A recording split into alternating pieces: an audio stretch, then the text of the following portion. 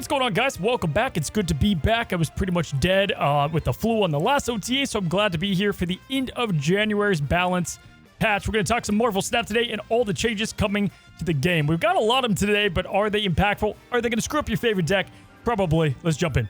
Now, we're going to start off with the buffs, guys. We have a newer card from Marvel Rivals, Luna Snow, getting buffed from a 3/5. As you guys know, on reveal, you would add an ice cube to each side of the location. It is now being bumped up to a 3/6. Yeah, crazy to think that 3/6 is just like a thing now. 2 years ago, I would have laughed at you, but here we go. We've got a 3/6, and the dev said that she's just not performing up to par with their satisfaction, and so they're going to give her a little bit of power to see if this helps this unique ramp card become better, because I have not seen any Luna Snow myself, not playing her, and so definitely going to be interested to see if this allows her to have her own form of ramp decks. There was some cool stuff being made up, you know, when she came out, and then she kind of just died. Now, for the next change, I'm all about it. Miss Marvel is getting a simple, nice bump up from the 4/4 up to a 4/5. Now, if you guys saw the snapshot, you guys know that we talked about Miss Marvel being in a bit of a weird place at the moment. Mr. Fantastic getting his buff, Moonstone working well with that,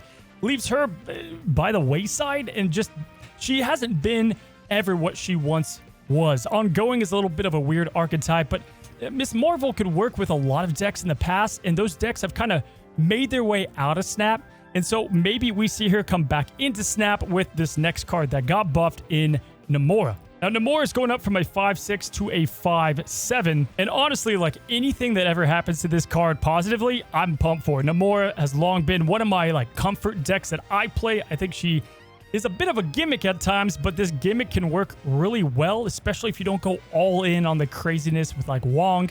Namora typically gets a lot of play with Galactus, but it's cool to make these independent decks, and now you can, combine this with Miss Marvel for potentially, like, a pretty solid top-tier Namora deck.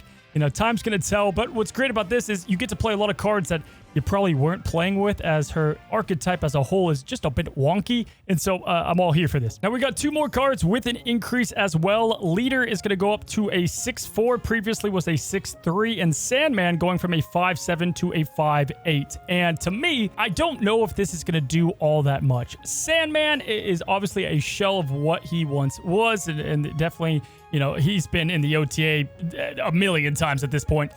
And then Leader, I think this is a very soft change, right? Like, I don't think him being a 6/4 is going to be some insane new way to play him.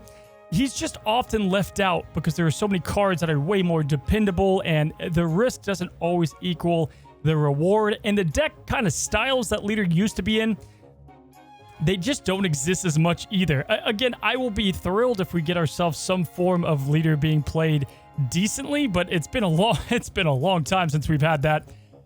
And then Sandman, I don't know. I haven't played Sandman personally since they messed with him, and I get why that was toxic back in the day, but I feel like this card also kind of died when it got its massive change. Now, last but not least, we've got Spectrum going from a 6/6 up to a 6/7, and this is another one of those cards that go, like, up and down depending on where the meta stands, where it is currently in Snap, and right now is a healthy spot, right? We've seen this with Angela. We've seen this with other cards where they kind of allow these cards to go back in and be somewhat dominant. And in Spectrum, when she was at a 6/7, was pretty damn good. That was a lot different of a Marvel Snap than that is now. But she's got a shot to make ongoing more than just a gimmick. Moonstone obviously being added, Mr. Fantastic going up, Miss Marvel.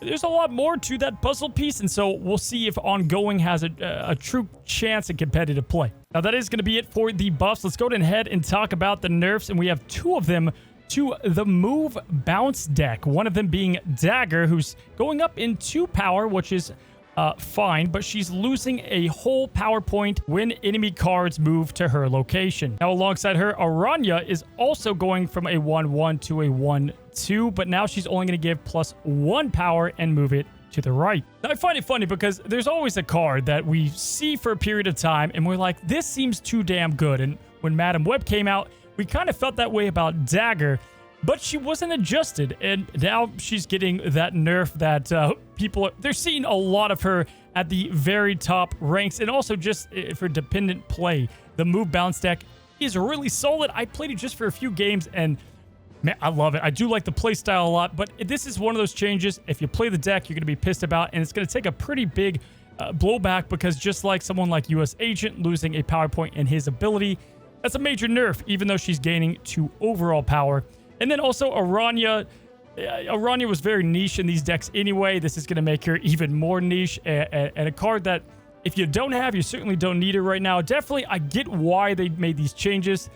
But yeah, a little shocked altogether. And that just about does it, guys. These are all the cards that got some form of an adjustment within the game and definitely should shake things up a little bit now that we can play. We're not banned and we got our compensation.